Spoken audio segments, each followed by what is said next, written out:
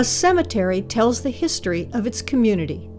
The Santa Rosa Rural Cemetery, a wooded 17-acre historic landmark, holds over 5,000 burial sites dating as far back as the 1850s. Buried here are workers and servants, business owners and politicians. From the first indigenous inhabitants to the people who immigrated here from around the world, the graves form a tapestry of cultures and reveal the history of the area.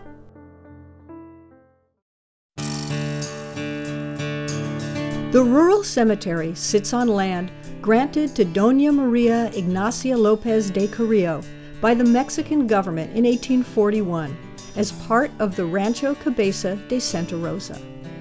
Maria Carrillo passed the land on to her son Julio, who began dividing up and selling off portions of the rancho.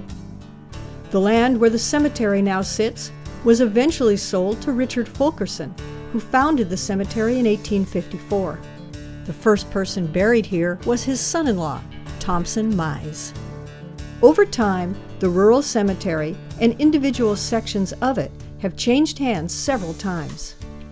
Today, it is owned and operated by the City of Santa Rosa and maintained by the all-volunteer Santa Rosa Rural Cemetery Preservation Committee. It consists of several distinct areas, plus some special memorial sections. The central and largest area, known as the Main Circle, is bounded by a circular pathway with western and eastern half-circles on either side. Bordering the east and north edges of this main area are three historic cemeteries. The Fulkerson section was preserved for members of the Fulkerson family and remained in their private ownership for many years. The Moak and Stanley sections were once owned by local undertakers. All these sections are now incorporated into the rural cemetery as a whole.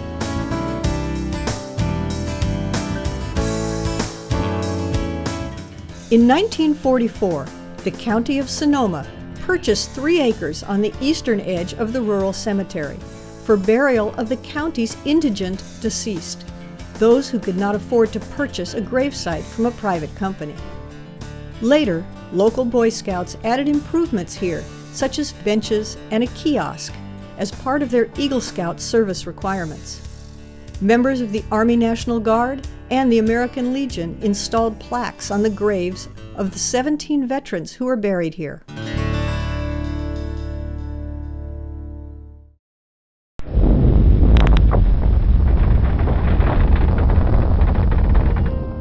"82 people are known to have been killed in Santa Rosa during the 1906 earthquake. Just inside the rural cemetery's main gate on Franklin Avenue is a memorial to them. 37 of the 82 are buried in this cemetery, 18 in a mass grave. 7 of these individuals have never been identified. One of the earthquake victims is C. Heath. Known to the public as Miss Excelia, Heath was a vaudeville actress who performed gun spinning, juggling, and fencing. When the quake hit, she was visiting Santa Rosa to perform at the Novelty Theater on 3rd Street. Miss Excelia was just 30 years old when she died. Adjacent to these graves is the Memorial Rose Grove, dedicated to the memory of all the unknown earthquake victims, as well as all the unidentified people buried in the rural cemetery.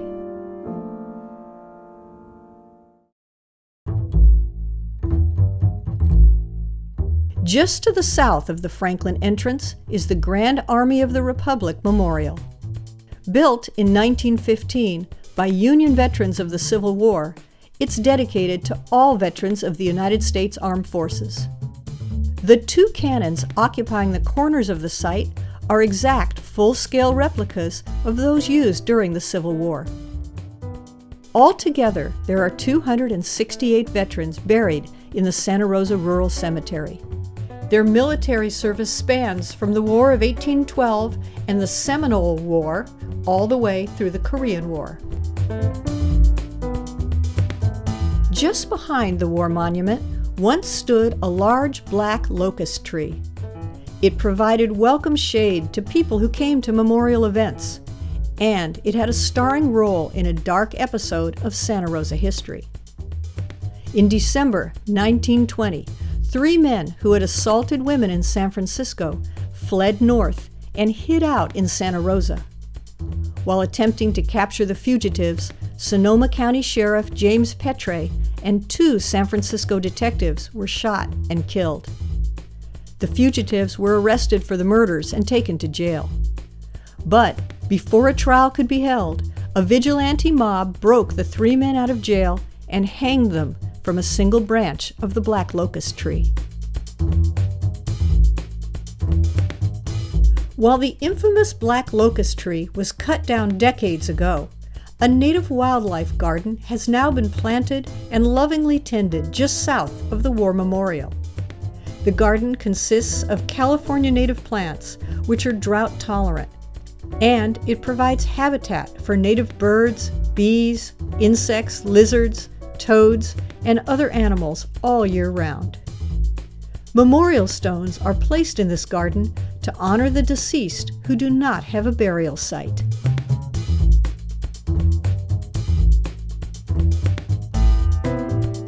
On the north edge of the rural cemetery are 2 stone vaults. One once housed a carriage, but now is used to store tools.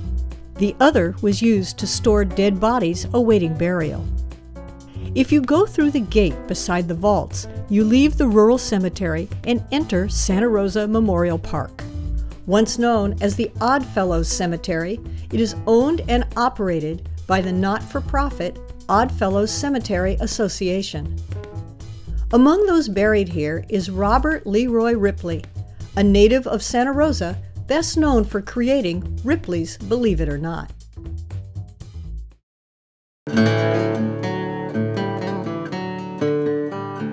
The rural cemetery is the oldest in this chain of graveyards. Each burial site here has a special story to tell. It's the final resting place for hundreds of early immigrants who came to Santa Rosa from all over the world. However, only 4 Native Americans are buried here. Records show that James Higgins, most likely born to a Pomo tribe in 1843, was one of the Native Americans buried here.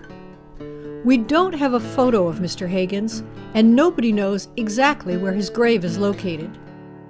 Mr. Higgins' grave is not the only thing that was lost. He lost his family, his original name, and his culture.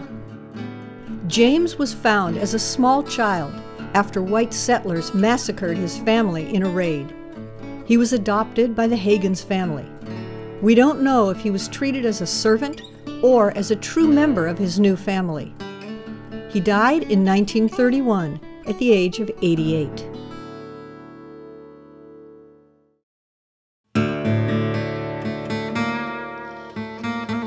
Here is the Carrillo family plot, Santa Rosa's first family. In the early 1800s, when California was still part of Mexico, Maria Carrillo, a widow with 12 children, and the mother-in-law of Mexico's General Vallejo, received a land grant to settle in the Santa Rosa Valley. She named her vast property Rancho Cabeza de Santa Rosa. She established a successful rancho, supervising the farming of wheat, barley, oats, corn, lentils, and watermelons. Maria Carrillo's son, Julio, established the Carrillo Adobe on Santa Rosa Creek as a trading post and tavern. He gave the property, which is now Courthouse Square, to the city. Julio later fell on hard times due to alcoholism and gambling and became a lamplighter at the courthouse. He died in 1889 at the age of 64.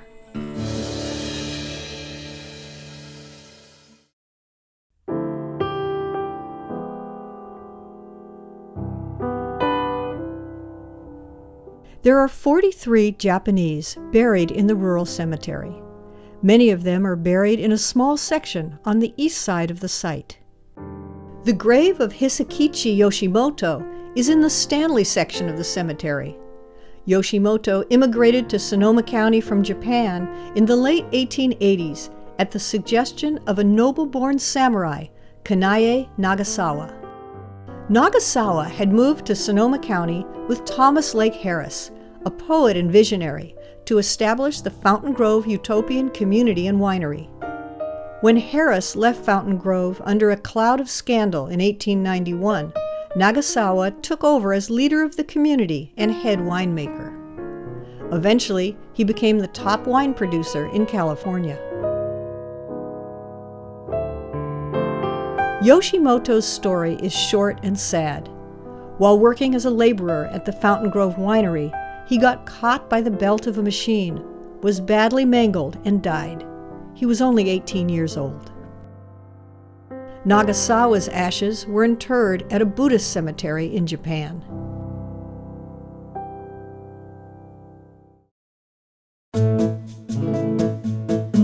There are 85 native-born Italians buried in the rural cemetery. 3 lie in the Bertino family plot. Italians were the largest European immigrant group settling in Santa Rosa. Due to political instability in Italy and a worldwide depression, large numbers of Italians immigrated to the United States in the 1880s. Many settled in San Francisco. San Francisco needed stones to pave their streets. The ridge east of Sonoma Valley contained basalt deposits. Stoneworkers from Italy were recruited to mine the stone, create blocks, and cart them down the steep hills of Annandale to the railroad. Italian blockmakers would change the face of Sonoma County with their stone buildings, including the La Rose Hotel, the train depot, and the Western Hotel on Railroad Square. A vibrant Little Italy neighborhood grew up around Railroad Square and West 3rd Street. Many Italian immigrants, including Bert and Jenny Bertino, lived there. Bert held the highly esteemed job of head gardener for Luther Burbank from 1912 to 1926.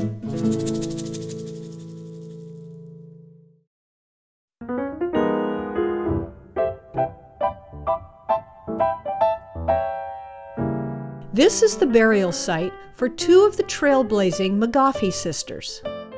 Dr. Annabelle Mcgaffey Stewart was Santa Rosa's first female physician in 1881.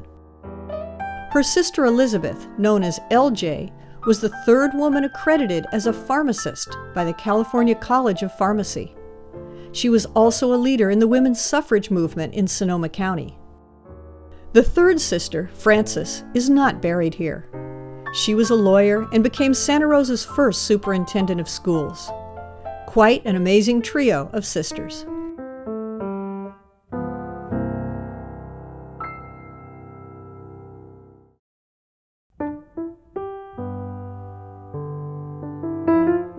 Edmund Potter, his first wife Martha, his second wife Louisa, and his sister Elizabeth were all born into slavery in the American South.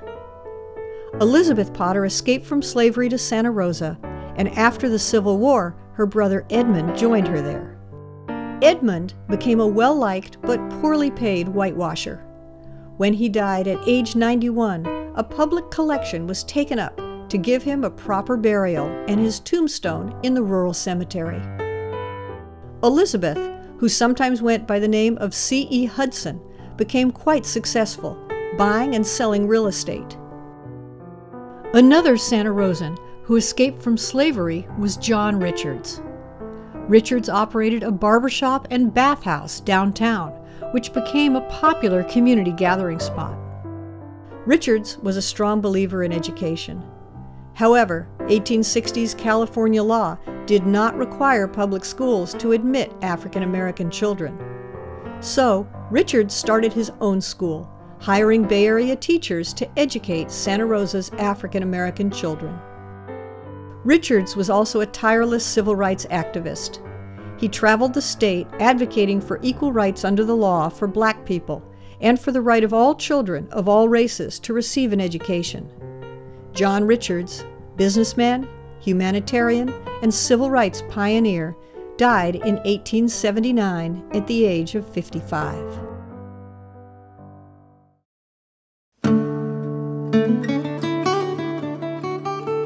As far as we can tell, there are no Jewish people buried in the Santa Rosa Rural Cemetery. Was this a decision based on Jewish burial traditions? Or was it due to the custom of many Christian cemeteries to ban non-Christian burials? We don't know. We do know, however, why there are only 2 foreign-born Chinese people buried in the rural cemetery. Racism. While Santa Rosa once had a large, thriving Chinese community, Chinese people were not allowed to be buried in this cemetery until the year 1930. On the other hand, Congressman Thomas Geary, architect of the Geary Act of 1893, which extended the Chinese Exclusion Act and placed onerous, oppressive restrictions on Chinese immigrants, is buried here. Geary is one of many of Santa Rosa's early power elite who are buried in the rural cemetery. This group also includes Mark McDonald, who developed the McDonald neighborhood bordering the cemetery, the powerful Overtons, who boast 2 early mayors in their family, and Elijah T. Farmer, who founded the Santa Rosa Water Works and the town's first bank. It has been said that cemeteries exist because every life is worth remembering. By providing an overview of Santa Rosa's rural cemetery, this video has told a few of the stories of the many people buried here and offers a glimpse of the history of our community.